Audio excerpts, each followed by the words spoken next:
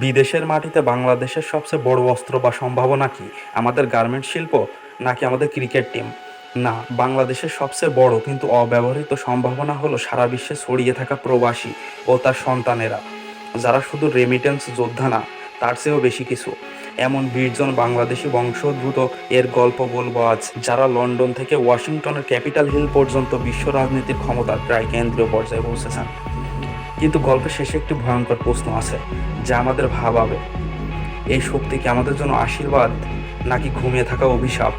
চলুন সেই রহস্যের গভীরে যাই। গল্পটা শুরু পূর্ব লন্ডনের বেথনাল গ্রিন থেকে, যেখানকার ইতিহাসে জড়িয়ে আছে অনেক বৈষম্যের গল্প।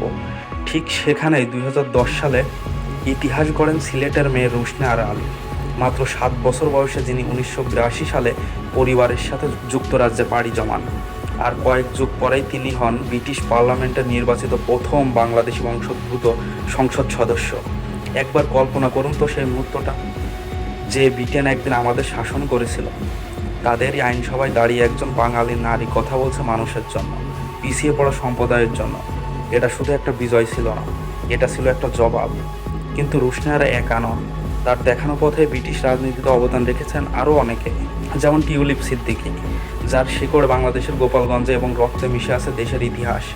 তিনি বাংলাদেশের বঙ্গবন্ধু শেখ মুজিবুর রহমানের নাতনি। এ পরিচয় হয়তো অনেকেই জানেন, কিন্তু এ পরিচয় তাকে একদিকে যেমন সম্মান দিয়েছে, অন্যদিকে রাজনৈতিক বিতর্কের মুখেও ফেলেছে। আর অন্যজন হলেন পাবনার মেয়ে রূপা হক, যার বাবা মা 1962 সালে বাংলাদেশ ছেড়ে যুক্তরাজ্যে পাড়ি জমান। একজন শিক্ষাবিদ হিসেবে রূপা হক 2015 সাল থেকে তার জ্ঞান এবং বুদ্ধিমত্তা দিয়ে ব্রিটিশ সংসদে নিজের জায়গা ধরে রেখেছেন। এই 3 জন নারী ব্রিটিশ রাজনীতিতে বাংলাদেশের জন্য এমন এক দরজা খুলে দিয়েছেন, যা 1 দশক আগেও ছিল মানুষের কল্পনার বাইরে। এবার আটলান্টিকের ওপারে মার্কিন যুক্তরাষ্ট্র। এখানে যে গল্পটি আমাদের জন্য অপেক্ষা করছে, তা যে কোনো হলিউড সিনেমাকেও হার মানাবে। নামটা মনে রাখুন: শেখ রহমান।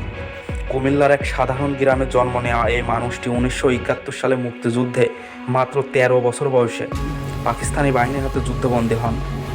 সেই দুঃসহ স্মৃতি সংগ্রাম বুকে চেপেই এক বুক স্বপ্ন নিয়ে 1981 সালে পাড়ি জমান আমেরিকায়। এরপর তার কঠোর পরিশ্রম, সংগ্রাম আর অদম্য ইচ্ছাশক্তির জোরে 2018 সালে তিনি জর্জিয়া স্টেট সিনেটর হিসেবে নির্বাচিত হন। তিনি জর্জিয়ার ইতিহাসে প্রথম মুসলিম এবং প্রথম বাংলাদেশি আমেরিকান সিনেটর। শেখ রহমানের দেখানো পথে এগিয়ে গিয়েছে নতুন প্রজন্মের আরও অনেকেই।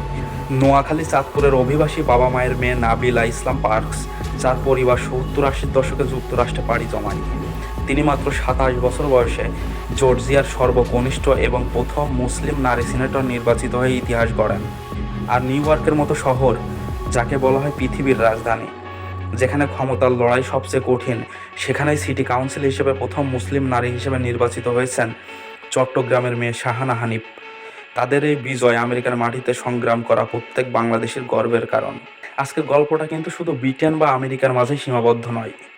আপনারা কি জানেন, রাজশাহী অঞ্চলের এক অভিবাসী মেয়ে সায়েরা খান, সেই 2005 সালে নরওয়ের মতো তীব্র ঠান্ডা আবহাওয়ার দেশের পার্লামেন্টে নির্বাচিত হয়ে দেখিয়েছিলেন যে বাঙালির প্রতিভা যে কোনো প্রতিকূল পরিবেশেও বিকশিত হতে পারে। ঠিক একইভাবে মাদারীপুরের সন্তান শাহাবুদ্দিন মিয়া, যিনি 1989 সালে জার্মানিতে পাড়ি জমান, তিনি এখন জার্মানি গ্রিন পার্টির একজন রাজনীতিবিদ।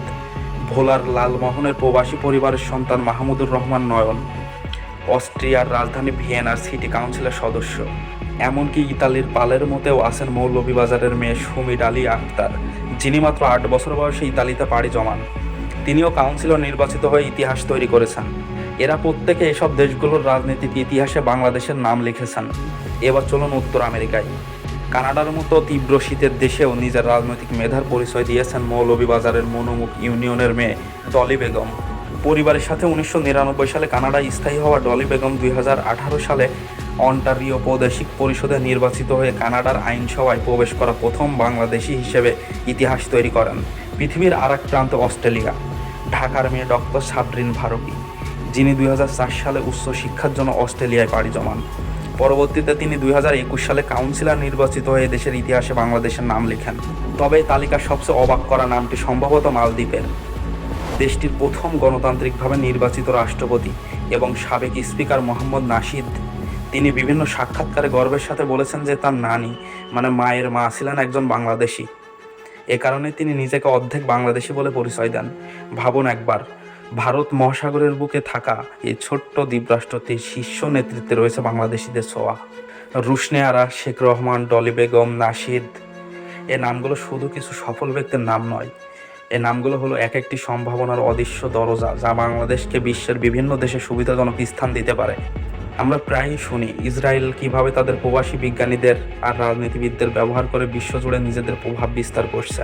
খবরে দেখি ভারত কিভাবে তাদের প্রবাসী সিও ঋষি সোনাক বা কমলা হ্যারিসকে দিয়ে বাণিজ্য ও কূটনৈতিক সম্পর্ককে নতুন উচ্চতায় নিয়ে যাচ্ছে। তাহলে প্রশ্নটা হলো, আমরা কোথায়? এই বিশ্বজোড়া নেটওয়ার্ক কী কাজে লাগাচ্ছি আমরা বাংলাদেশিরা?